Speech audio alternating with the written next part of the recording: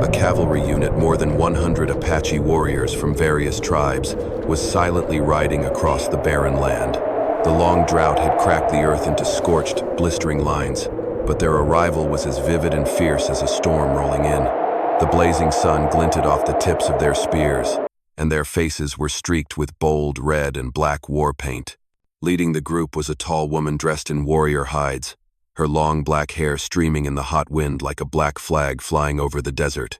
Jonathan's hand instinctively brushed the rifle resting beside the door, but when the woman pulled down her face covering, his heart nearly stopped. Those eyes deep, powerful, unforgettable. 20 years ago, you were the one who cut me down from the noose, she said, her voice low and cold. Today, I have come back to repay that debt. The cavalry halted just outside the fence, their horses kicking up red dust that swirled around the weathered wooden porch. For a moment, all that remained was the dry wind whistling through the rooftop and the creak of old boards under Jonathan's boots. He did not know why she had come back. He had no idea whether the army behind her was friend or foe. But one thing was certain. Something big was about to happen on this land. 20 years ago, the West was far wilder and more ruthless than it is now. Back then, Jonathan Reed was just a young cowboy. Living alone in a small wooden cabin on the edge of the desert, he spent his days herding cattle, mending fences, and steering clear of any trouble from the town of Dry Hollow. He believed life would continue quietly, without incident until that one fateful afternoon, on his way back from delivering supplies to the stagecoach station. Jonathan heard a commotion coming from the woods near the creek. There were shouting voices, mocking laughter, and the creaking of wood. As he got closer, the sight before him made his heart freeze.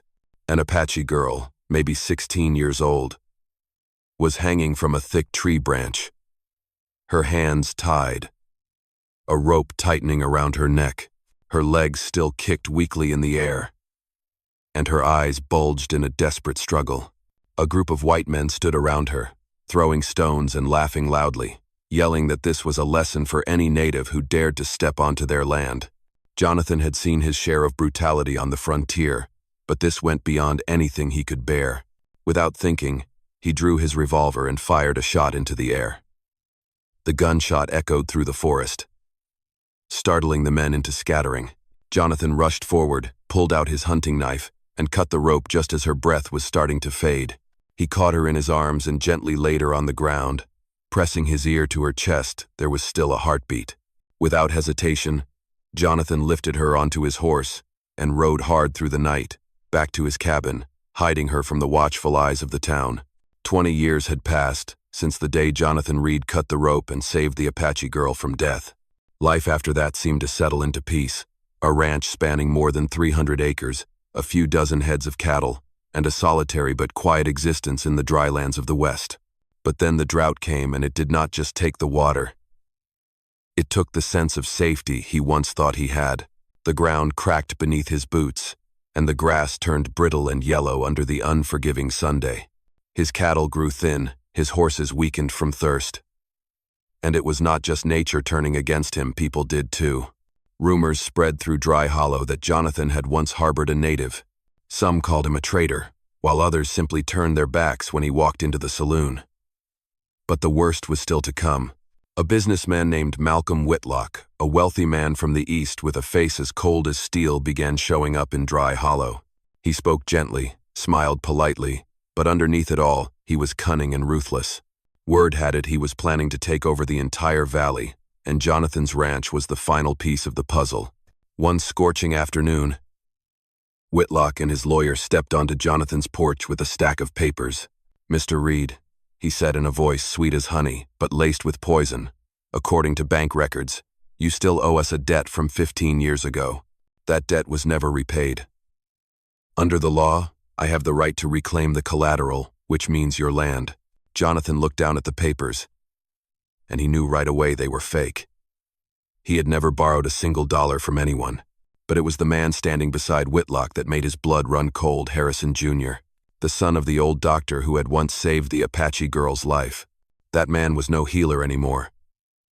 He had sold Jonathan's past to Whitlock in exchange for money and prestige. He knew the truth about the Apache girl hanging from the tree, and now he was using it as a weapon.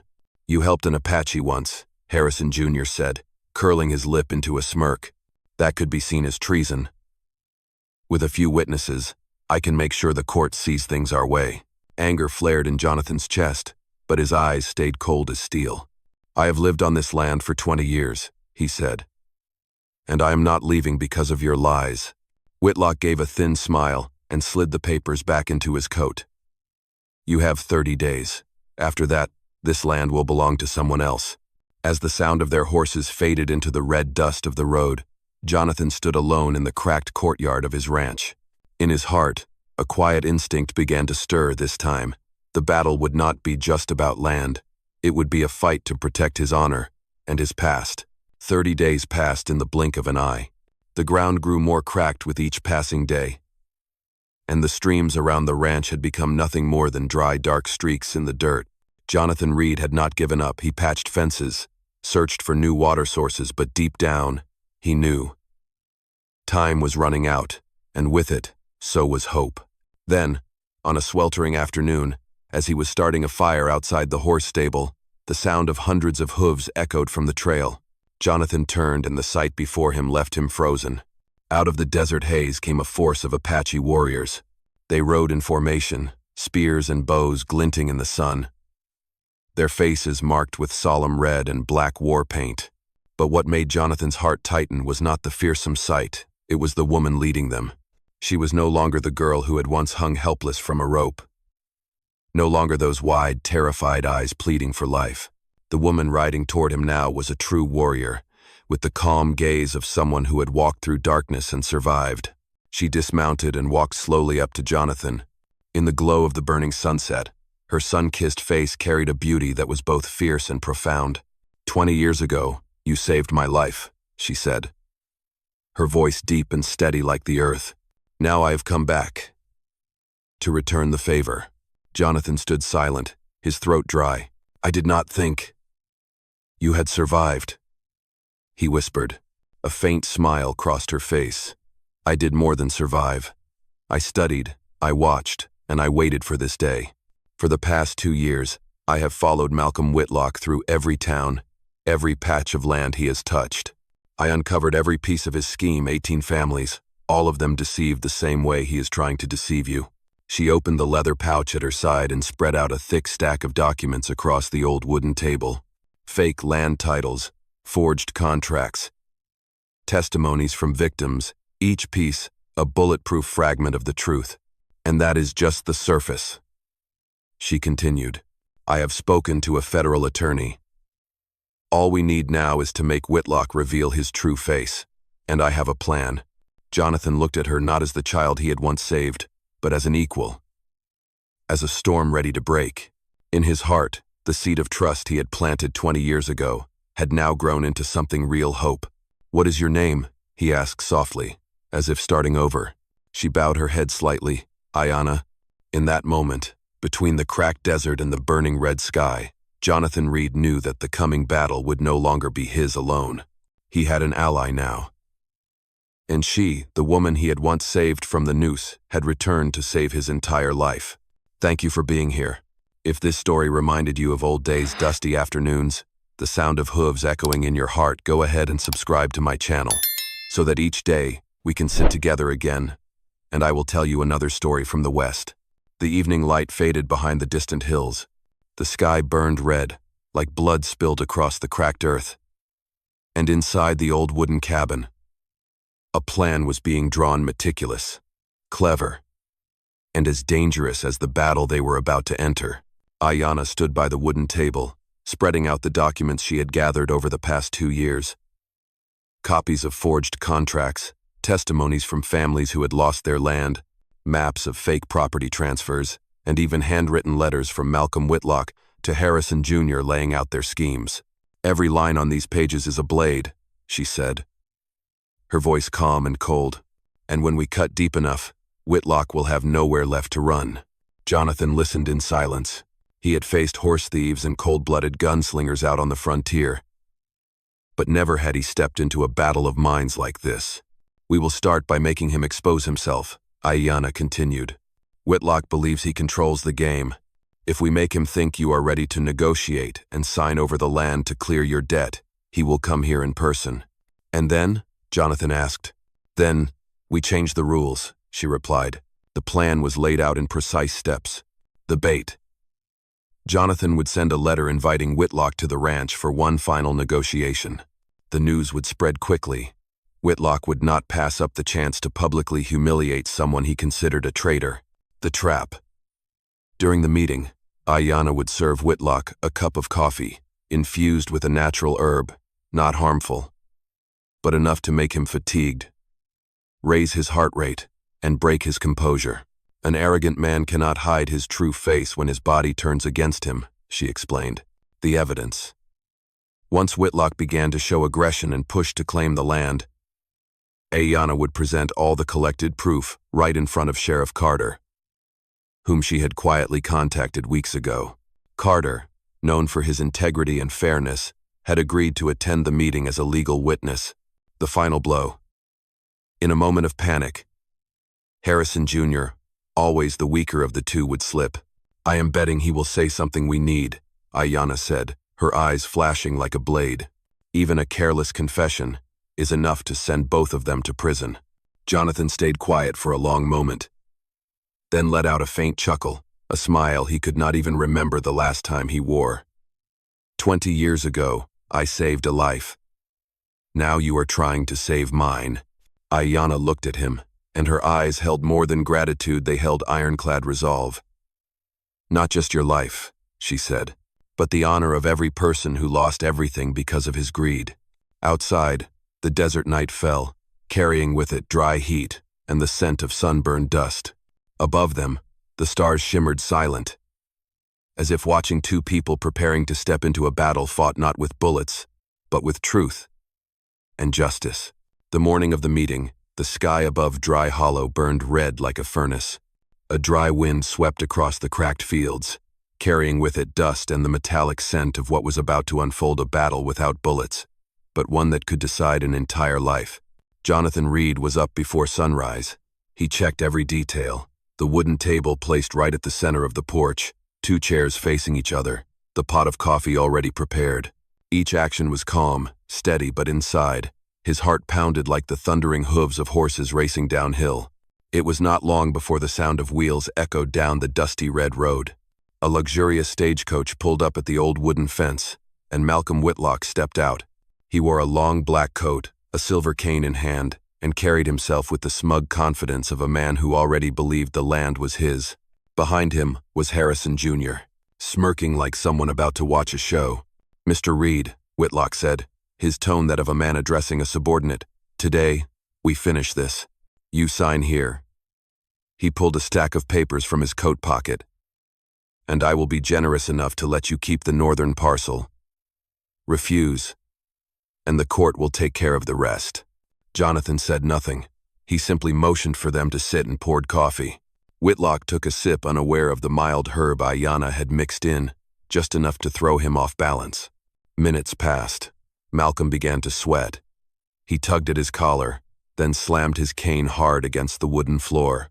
"We are wasting time," he snapped. "Sign it, Reed. You have no other choice." Ayanna stepped out from the shadows of the porch. In the harsh morning light, she was no longer just an Apache woman, she was a warrior, and a prosecutor without need of a courtroom. In her hand was a thick file bound with leather cord. "Choice," she said, her voice steady. "You are right. But the one without a choice today is you." Whitlock spun around. "Who are you?" he growled. "I am his kin," she replied, eyes unblinking, "and the one who has spent the past 2 years gathering everything needed to send you to federal prison." The back door of the cabin creaked open. Sheriff Carter stepped forward, his badge gleaming in the sunlight. Behind him stood 3 other men, representatives of the families Whitlock had deceived. Each one held a copy of a forged contract, ready to sign their names as witnesses. Malcolm's face went pale. He turned to Harrison Jr., but the young lawyer was already unraveling. "This cannot be," Harrison muttered. "They have no proof." "The proof is right here," Ayanna cut in, tossing the file onto the wooden table. "Every forged signature, every testimony. And the letter you wrote to Harrison Jr. about dividing up the stolen land." Silence fell. The desert wind swept through the porch, scattering a few loose pages across the cracked earth. Malcolm swallowed hard, his eyes darting like a cornered animal. "You will regret this," he growled. But his voice had lost all trace of confidence. Jonathan stood, facing him for the first time not with fear, but with the unshakable gaze of a man backed by justice. "No," he said slowly. "I have waited 20 years for this moment, and you are the one who should be regretting." The air thickened beneath the old wooden porch. Sheets of evidence lay scattered across the table, while the desert wind lifted a few pages into the air, sending them twirling before they fell to the cracked earth. Malcolm Whitlock tried to stand, but his legs trembled beneath him, his face flushed red from the heat and from the effects of the herb. "This is a filthy trick," he shouted, voice hoarse. "All of you. You are nothing but traitors." Harrison Jr. also jumped to his feet, but fear quickly strangled whatever confidence he had left. Under the sheriff's razor-sharp gaze, he began to stammer. We were just following the contract. I only wrote what he told me to." Ayanna stepped forward, placing her strong hand firmly on the last file. Her voice rang out clear, sharp, and unwavering. 18 families lost their land because of you. 18 homes erased. And children forced to sleep outside in the middle of winter. You think that is just a number? To me, every name in this file is flesh and blood. Sheriff Carter spoke next, his voice low and firm. "Malcolm Whitlock, Harrison Jr. You are under arrest for fraud, forgery, and unlawful seizure of property. The evidence is right here. And so are the witnesses." He raised the arrest warrant. The sound of it cut through the desert silence like dry thunder. 2 deputies stepped forward and quickly bound Whitlock in Harrison's hands. Malcolm thrashed, eyes wide with panic. "I have money. I have power. No one can lock me up." Jonathan took a step forward, his gray eyes cold as stone. "There is one thing you will never buy, and that is the memory of those whose lives you destroyed. Today, justice remembers them." His words fell into a silence so deep, it seemed even the wind held its breath. Only the clink of chains echoed as Malcolm's wrists were shackled. Harrison Jr. hung his head, mumbling like a man whose soul had already collapsed.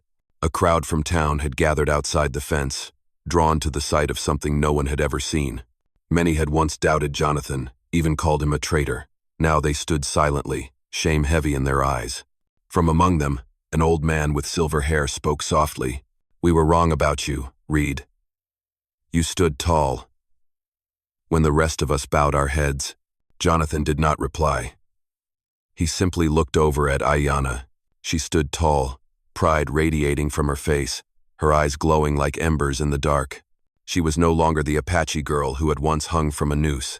She was the woman who had brought justice to an entire community. As Malcolm was dragged away, his figure fading into the desert dust, an old chapter came to a close.